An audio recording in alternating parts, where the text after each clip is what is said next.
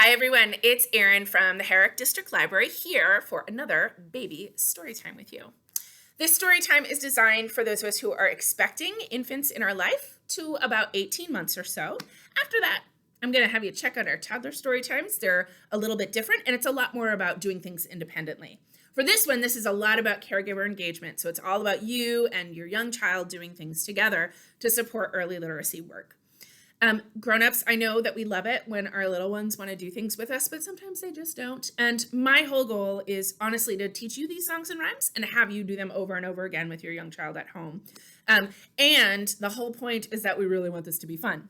And if we are fussy and we are not interested, just move on. And also, we may not like any of these rhymes. This might not be what our baby is interested in. So you'll know when you do them. And if you repeat them over and over again, which ones they like and which ones they're like, not that interested.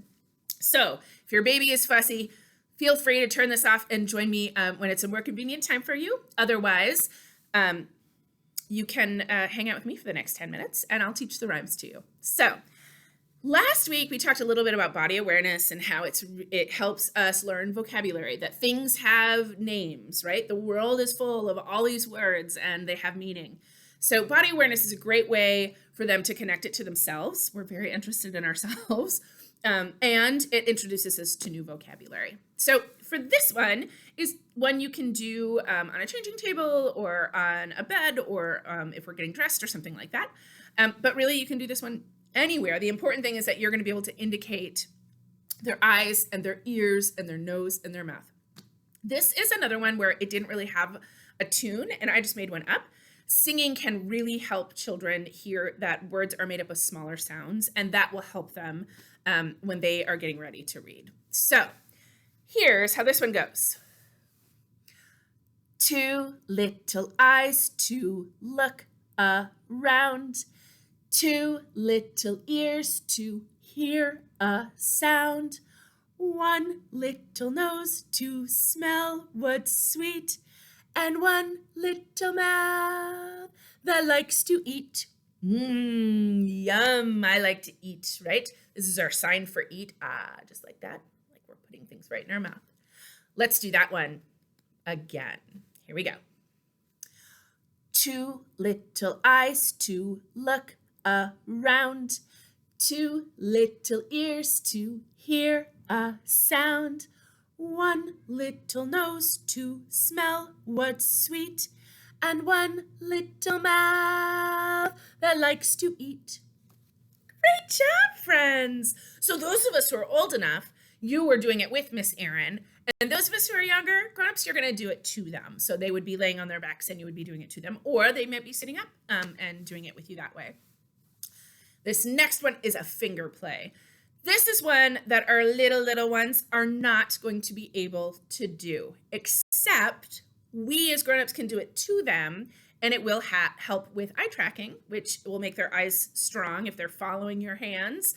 It helps make their eyes strong, which they need strong in order to read when they get older. But those of us who are older, I think, can do this one all by themselves. This is one of Miss Erin's favorite finger plays because it's all about things growing. Just like you're growing, right? You're getting bigger every day. You're learning and growing. So this is about peas. We're going to close our hands just like this. And we're going to open our fingers one at a time like this. You'll notice at the library when we count, we usually start with our thumbs.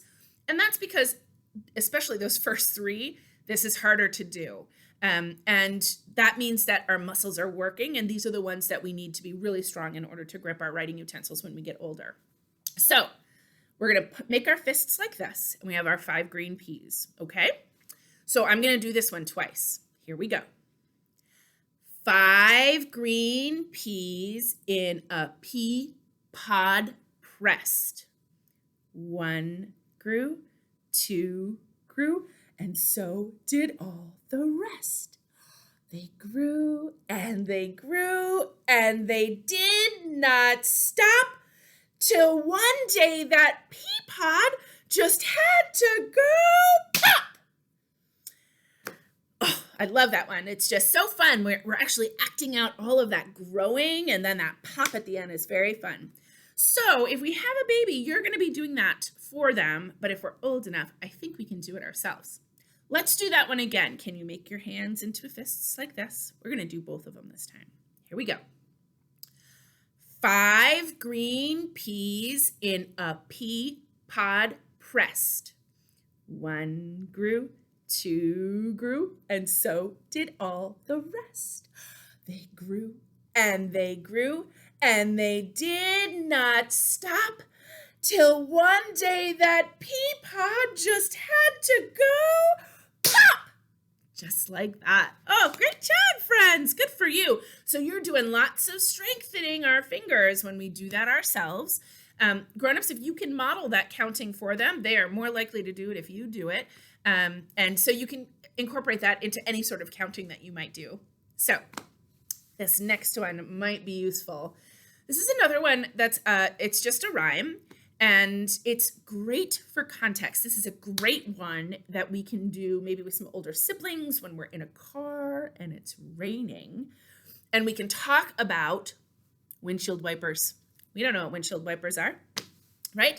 But our older kids who might be sitting in the back seat with our little ones can be doing these motions to them. This is another one that our little ones aren't, or little ones aren't gonna be able to do themselves, but that please don't let that deter you from doing it yourself. Again, we're gonna be making a windshield wiper motion, and this motion helps with eye tracking as well. They're gonna follow your hands back and forth.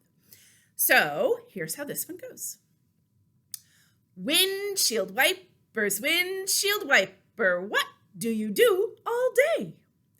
Slip, slap, slip, slap, I wipe the rain away. Super easy, right? Let's do that one again. Can you make your hands like windshield wipers? Those of us who are bigger, our windshield wipers might go like this too, right? Our windshield wipers might do a whole bunch of different things. And again, with those of us who aren't old enough to do it ourselves, it's great for eye tracking. So feel free to mix up how you're doing it because it'll change the way that they move their eyes. Let's do it again. Here we go. Windshield wipers, windshield wiper, what do you do all day?